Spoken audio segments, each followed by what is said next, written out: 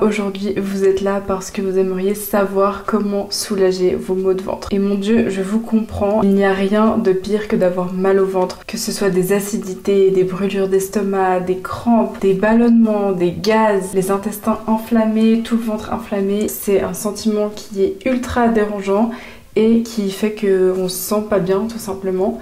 Alors la plupart du temps ce n'est pas grave, c'est juste que si c'est chronique, même si c'est pas chronique, c'est super embêtant. Je ne vous fais pas cette vidéo au hasard puisque ça m'est récemment arrivé, il y a précisément 3 jours. Ça faisait très longtemps que ça m'était plus arrivé. Je ne sais pour quelle raison, ce week-end j'ai eu les intestins complètement flambés. À ce jour je ne sais toujours pas pourquoi, j'ai vraiment rien mangé de différent. C'est toujours bien d'identifier la cause, de se demander qu'est-ce qu'on a mangé, est-ce qu'on a été stressé. Je vous invite en tous les cas déjà à identifier de sorte à ce que vous puissiez éviter que ça se reproduise. Parfois c'est juste une question de mauvais timing dans le sens où vous auriez peut-être supporté cet aliment si ça avait été un autre jour où vous aviez mieux dormi, moins stressé, selon la période hormonale dans laquelle vous vous situiez, si vous êtes une femme. Ça peut être tout un tas de raisons. J'avais vraiment en fait une inflammation qui me prenait tout le ventre, tout l'estomac, les intestins.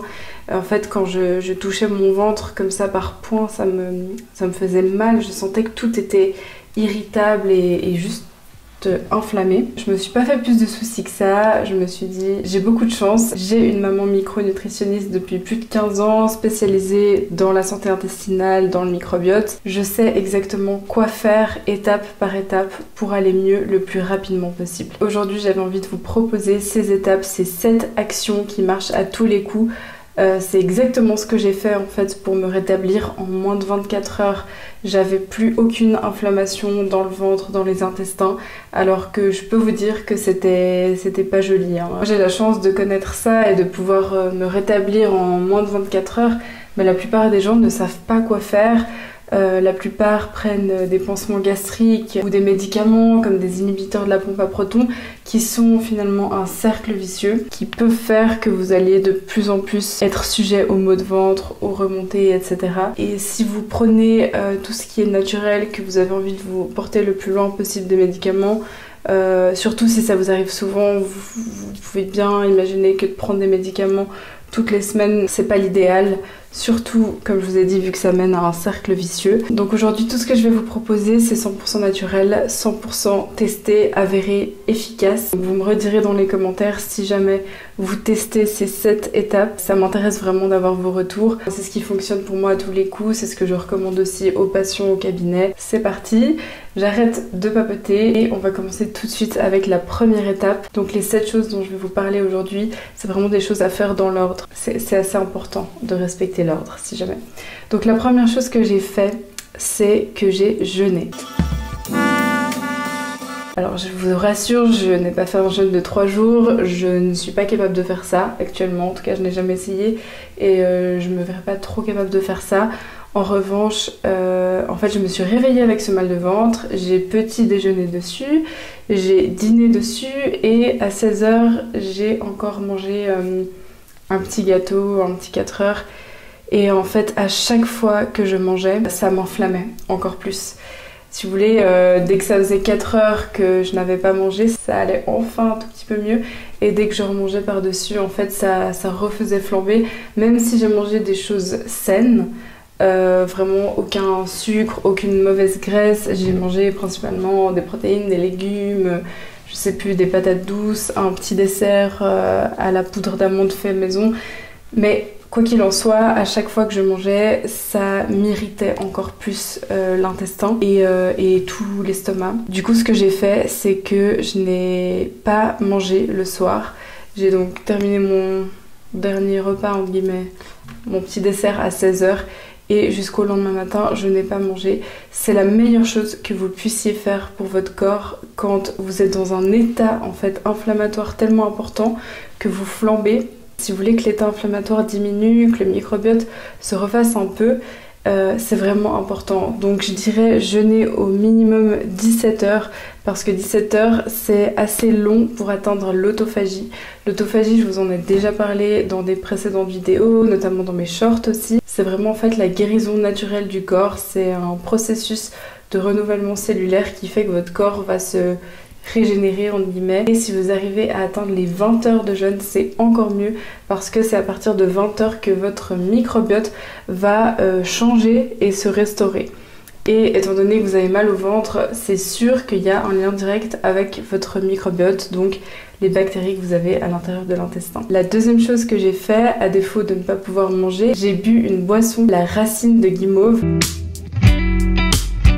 Je vous en ai parlé dans un short, je crois qu'il n'est pas encore sorti, mais ça devrait arriver, ou en tout cas, jusqu'à ce que cette vidéo soit en ligne, à mon avis, il sera déjà en ligne. C'est une tisane qui est incroyable. Il suffit de faire bouillir 1 à 2 cuillères à soupe de racines de guimauve, donc vous verrez, c'est comme des petites écorces en fait. Vous mettez l'équivalent d'1 à 2 cuillères, je dirais 2 cuillères à soupe, dans votre casserole pleine d'eau. Vous faites chauffer l'eau jusqu'à ébullition. Et une fois que ça bout, que ça fait des grosses bulles, vous mettez un couvercle, vous éteignez le feu et vous faites mariner, en guillemets, infuser en fait, c'est un peu plus juste comme mot, pendant 30 minutes minimum si vous êtes pressé et que vous avez vraiment très mal au ventre. Mais si vous faites infuser ça pendant 2 heures, voire plus, c'est vraiment encore mieux parce que ça va vraiment permettre encore plus de prendre. Et si vous voulez, ensuite votre tisane sera d'une consistance un petit peu gluante. Ouais, je sais pas comment dire, c'est un peu gluant, mais c'est bon, hein, je trouve ça super bon. Et en fait, ça va vraiment pouvoir faire un pansement gastrique. Et ça, c'est hallucinant. Après 1-2 tasses, je sens déjà que ça calme la douleur au ventre. Peu importe que ce soit, j'ai déjà essayé pour plusieurs maux de ventre différents, que ce soit du reflux acide, que ce soit là de l'inflammation vraiment au niveau de l'estomac et de l'intestin, une espèce de coup de poignard, des brûlures, peu importe le type de mal de ventre que c'est, ça calme à tous les coups parce que ça agit vraiment comme un pansement gastrique. Ça, vous pouvez le trouver normalement en libre service dans votre pharmacie, parapharmacie. Vous demandez de la tisane de racines de guimauve. Donc j'ai bu 1 à 2 tasses avant d'aller me coucher le soir où je n'ai pas mangé justement. On arrive donc à la 3e étape avant d'aller me coucher, juste après ma tisane ou avec ma tisane, peu importe. De toute façon, j'avais le ventre vide puisque je n'avais pas mangé depuis quelques heures. J'ai pris un probiotique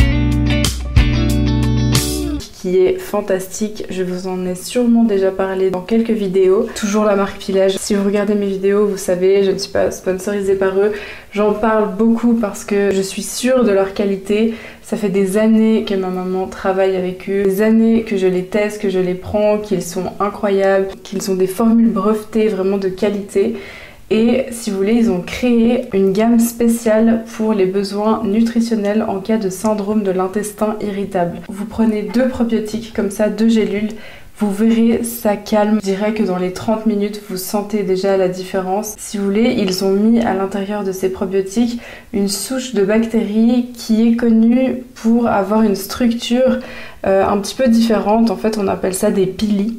Elles ont des petits pili en fait qui vont se crocher sur la muqueuse intestinale et qui vont faire effet de pansement en fait. C'est ce qui va venir calmer vos douleurs. Ensuite, je suis allée me coucher tant bien que mal avec toujours un peu ces douleurs, mais ça allait déjà un peu mieux du fait de ne pas avoir mangé le repas du soir, d'avoir bu la racine de guimauve et aussi d'avoir pris ces 2 probiotiques. Le lendemain matin, j'avais faim. Forcément, et j'ai cassé mon jeûne du coup pour le petit déjeuner avec un bouillon d'os de poulet. Alors je ne l'ai pas fait moi-même, vous pouvez totalement le faire vous-même, mais moi j'achète une marque, attendez je vais vous la montrer. Bon alors ici il me restait plus que la version bœuf, mais j'avais pris poulet. Alors moi j'habite en Suisse, c'est une marque qu'on peut commander en Suisse, je ne sais pas du tout s'il y a des équivalences en France ou dans les autres pays. Néanmoins, c'est très important, si vous ne le faites pas vous-même, si jamais c'est très simple à faire, vous trouvez des recettes de bouillon d'os de poulet sur internet, ça demande juste du temps et dans le cas où vous aimeriez en boire tout de suite, bah c'est pas possible parce que ça doit au moins tremper pendant plusieurs heures. Attention vraiment à la composition dans ceux que vous achetez déjà faits. Ici, on a uniquement le bouillon d'os, donc à base d'eau, de l'eau, des oignons, des carottes, du poivre, du sel des Alpes, du vinaigre de cidre et des feuilles de laurier. issu de l'agriculture biologique. C'est artisanal, sans additifs, très très riche en collagène, sans gluten, sans lactose, et si vous voulez, c'est le collagène qui est présent à l'intérieur qui va vraiment venir faire un pansement aussi au niveau intestinal. Ça va vraiment vous aider à soulager. C'est ce qui m'a guéri de mes reflux gastriques. Donc j'avais un reflux gastro-œsophagien de ma naissance jusqu'à mes 6 ans, jusqu'à ce qu'on trouve ce que c'était. Donc je vomissais tout le temps. Finalement c'était que de la bile. Et ma maman a réussi à arrêter mes vomissements chroniques grâce au bouillon d'os de poulet. Ça, c'était parfait pour casser mon jeûne avant de petit déjeuner. Ensuite, pour mon petit déjeuner, je me suis vraiment focalisée sur des aliments bruts. Quand je dis brut, c'est brut de chez brut. J'ai mangé une carotte crue, j'ai mangé des œufs au plat cuits dans du ghee. J'ai mangé un yaourt coco nature, j'ai essayé de pas mettre trop d'amandes, des choses qui pouvaient potentiellement un petit peu encore nourrir cette inflammation et m'irriter.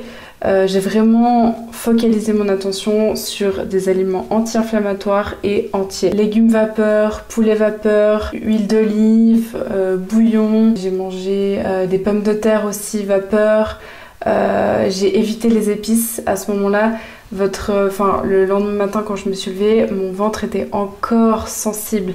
Alors là vraiment la grosse douleur était partie. Par contre si je me touchais les intestins, l'estomac, je sentais vraiment encore que c'était très sensible et encore irrité, irritable, inflammé. Donc vraiment tout ce qui est épices, j'ai évité. C'était vraiment une alimentation hyper nature. Vapeur et le plus brut possible. J'ai juste ajouté du sel et de l'huile d'olive. Je me suis concentrée là-dessus pour les prochains repas aussi, donc le repas du midi, le repas du soir. J'ai fait ça pendant bien 2-3 jours pour être sûre de calmer vraiment cette inflammation avant de reprendre un petit peu la nourriture moins ennuyante et restrictive. J'ai été super sévère pendant, je dirais, bien 2 voire 3 jours. Et ça m'a vraiment aidée, j'en suis convaincue. Ah oui, et j'ai vraiment évité tout ce qui était, vous savez, stevia, édulcorant. Voilà, je me suis passée de mes petits desserts parce que, comme je vous dis, les amandes, les édulcorants, j'ai une poudre de protéines qui a un goût chocolat avec un peu d'édulcorant. Ça vraiment j'ai mis de côté parce que ça peut vraiment irriter l'intestin quand il est déjà en terrain inflammatoire. Donc après mes repas, ce que j'ai fait, c'est que j'ai bougé. Donc je ne suis pas restée assise sur une chaise toute la journée parce que ça comprime les intestins. Donc quand c'est déjà un petit peu enflammé, c'est pas top.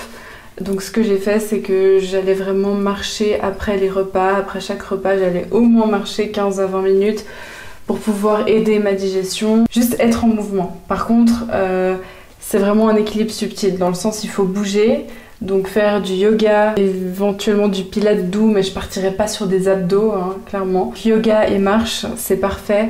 Ne surtout pas faire du cardio, des hits, des trucs trop stressants parce que ça va refaire flamber en fait. Mais c'est quand même important de bouger, vraiment. Ne restez pas assis, ou en tout cas pas pendant trop longtemps. Et évidemment, alterner avec le repos. Un repos plutôt couché où vous ne comprimez pas en fait votre ventre et vos intestins. Mettez aussi des vêtements qui sont confortables, qui sont pas trop serrés, surtout tout ce qui est ceinture, collant ou pantalon, voilà, qui serre pile sur le ventre. Mettez des choses ultra confortables. Finalement, la dernière chose qui m'a aidée, ça a été de prendre avant chaque repas des enzymes digestives. Je vous mettrai si jamais un lien dans la barre d'informations pour les commander sur un site spécial. Alors ça coûte hyper cher, je conçois. Par contre, c'est vraiment très très efficace. Ça aide à bien digérer en fait et ça aide à absorber tous les nutriments de votre nourriture et à...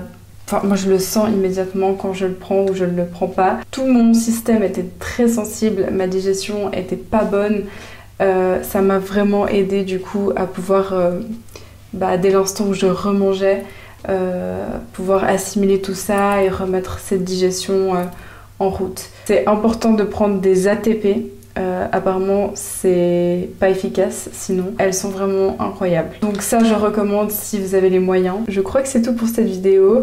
J'espère que ça vous aura aidé et que ça vous aura été utile en tous les cas. Si vous essayez ça, ce petit protocole la prochaine fois que vous avez super mal au ventre, ce serait bien peut-être d'anticiper et de vous procurer ce genre de choses aussi, dont la racine de guimauve à la maison. Et redites-moi dans les commentaires si ça a fonctionné aussi bien pour vous que pour moi. Je tenais aussi à vous préciser que c'est une méthode pour soulager vos douleurs immédiates, mais ce n'est pas forcément une méthode pour régler le problème à sa source. Si vous êtes sujet aux maux de ventre de manière chronique, il serait certainement intéressant d'investiguer dans un bilan du microbiote, donc une analyse de vos selles en fait, qui passerait en laboratoire. C'est ce qu'on fait nous au cabinet de ma maman, donc le centre de nutrition Claude Berdo. Et c'est en travaillant sur le microbiote intestinal, donc en allant voir quelles sont les bactéries en excès, quelles sont les souches de bactéries en manque. Certainement que si c'est chronique chez vous, il y a très probablement une dysbiose intestinale, ce qui nécessiterait, si vous aimeriez régler le problème à sa cause, de sorte à ce que ça vous arrive de moins en moins, ça nécessiterait de réensemencer votre flore avec les bonnes bactéries.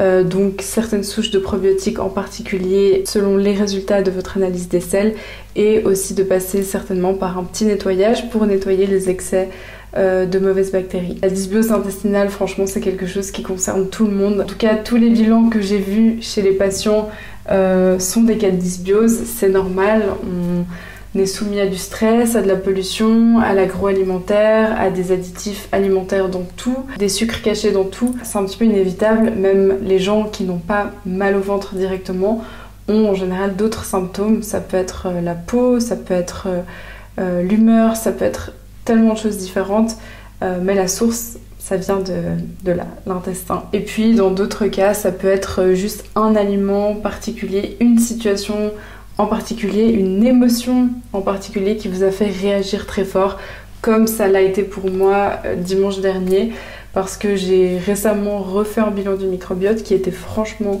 pas mal du tout.